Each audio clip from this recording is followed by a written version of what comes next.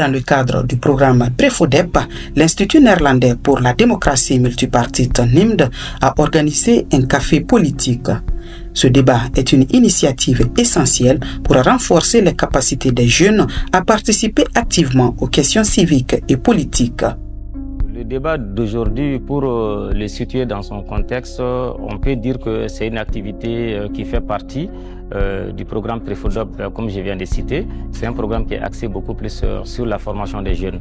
Donc au-delà de la formation, nous initions des activités de capacitation à l'endroit des jeunes pour leur permettre de se préparer davantage pour leur futur dans la vie civique, mais aussi au niveau des partis politiques. C'est dans ce cadre que nous avons organisé ce café politique, qui n'est pas un débat comme les autres, mais le café politique est une activité que nous organisons en complément à la formation pour permettre aux jeunes d'être mieux outillés et de comprendre des idées par rapport à un thème bien déterminé. Par exemple, le thème d'aujourd'hui, c'est le thème portant sur le dialogue politique et la cohésion sociale. Quelle démarche pour une paix durable au Mali? Voilà, un thème de ce genre, quand on l'aborde dans la région centre, notamment dans la région de Mopti, c'est quand même très important dans la mesure que le centre a été beaucoup jalonné par l'insécurité et puis par la perturbation de la paix pendant plus d'une dizaine d'années. Donc il s'agit pour nous de faire en sorte que les jeunes soient vraiment informés sur comment est-ce qu'il faut faire venir la paix au niveau de la région de Mopti, avec des acteurs qui sont assez pointus, des experts qui s'y connaissent mieux et qui sont vraiment dans beaucoup d'organisations sur les questions de paix. Voilà, donc c'est ça l'objectif aujourd'hui, permettre aux jeunes de poser des questions sur les contours de la paix et comment faire rien la paix dans une région qui a tant besoin de la paix, comme d'ailleurs le reste du Mali. Les femmes et les jeunes peuvent participer au processus en les faisant participer à tout le processus. Parce que personne ne doit être oublié.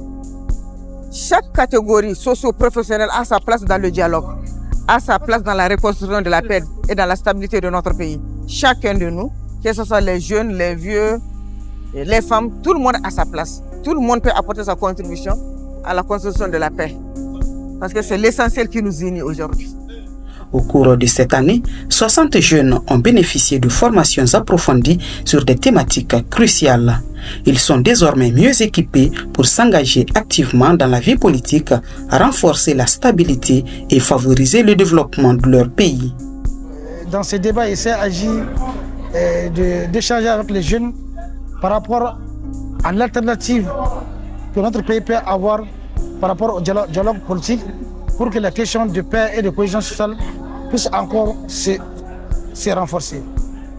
Les témoignages des récipiendaires des écoles politiques et démocratiques illustrent l'impact profond de ces formations. Pendant cette formation, on a acquis pas mal de connaissances parce que la formation était basée sur 11 modules. Parmi ces 11 modules, on a acquis beaucoup de compétences, surtout sur le leadership, la géopolitique, la gestion des conflits, l'histoire politique, et surtout les principes démocratiques.